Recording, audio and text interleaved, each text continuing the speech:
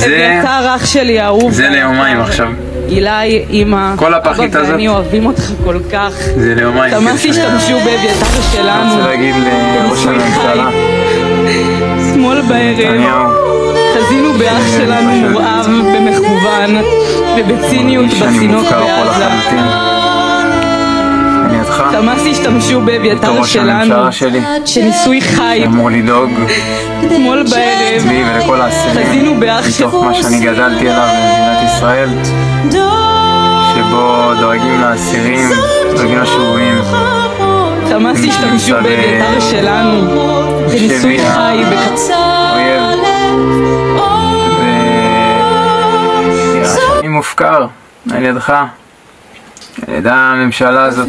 ולפני כשעתיים חזינו בו מפרט ומשפר על הרעב שהוא חי בו, בעודו חופר לעצמו קבר. שקט. מדינת ישראל והקהילה הבינלאומית חייבות להתנגד לאכזריותו של חמאס ולהבטיח שאביתר וגיא יקבלו מיד תזונה וטיפול רפואי ראויים. שלי הולך, נחלש, נראה זה יותר וחלש יותר. אסור לישראל ולקהילה הבינלאומית לשתוק או לעצום מים מהערבה המכוונת כחלק מקמפיין הרעב שמפיץ החמאס. אין גבול לאכזריות. ובאמת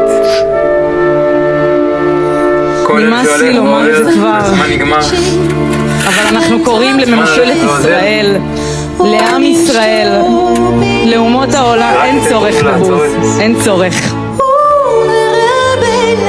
קוראים לאומות העולם ולנשיא ארצות הברית לעשות הכל כדי להציל את אביתר וגיא שלנו ושאר החטופים החיים ממוות